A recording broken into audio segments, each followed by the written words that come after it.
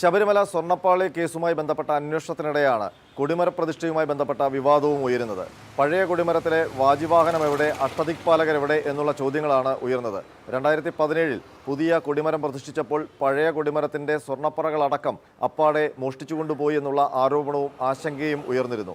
എന്നാൽ ആ ആശങ്ക ദൂരീകരിക്കുകയാണ് ദേവസ്വം വിജിലൻസിൻ്റെ റിപ്പോർട്ട്. കഴിഞ്ഞ ദിവസം ഹൈക്കോടതിയിൽ നൽകിയ റിപ്പോർട്ടിൽ ദേവസ്വം വിജിലൻസ് വ്യക്തമാക്കുന്നത് പഴയ കൊടിമരത്തിലെ ഉരുപ്പടികളെല്ലാം ശബരിമല സ്ട്രോങ് റൂമിലുണ്ട് എന്നുള്ളതാണ്. വാജിവാഹനം മാത്രമാണ് ഇല്ലാത്തത്. വാജിവാഹനം അന്ന് തന്ത്രിക്ക് കൈമാറിയതായി വിവരങ്ങൾ വന്നിരുന്നു. പിന്നീട് SIT തന്ത്രിയുടെ വീട്ടിൽ നിന്ന് വാജിവാഹനം കണ്ടെടുത്തിട്ടുമുണ്ട്. ഏതായാലും ശബരിമല സ്ട്രോങ് റൂമിൽ പഴയ കൊടിമരവുമായി ബന്ധപ്പെട്ട് ഇക്കഴിഞ്ഞ ജനുവരി മാസത്തിലാണ് പരിശോധന നടന്നത്.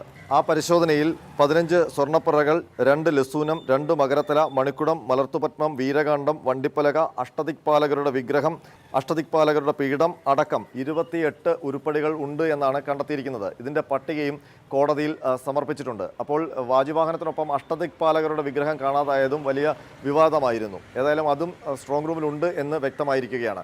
ഏതായാലും കൊടിമര പ്രതിഷ്ഠയുമായി ബന്ധപ്പെട്ട് സംസ്ഥാന വിജിലൻസിൻ്റെ അന്വേഷണം ആരംഭിച്ചിട്ടുണ്ട്.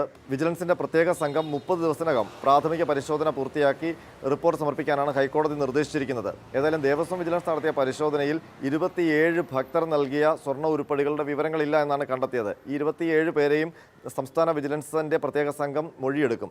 ആ 27 പേരുടെ പട്ടികയിൽ 8 പേർ ചലച്ചിത്ര പ്രവർത്തകരാണ്.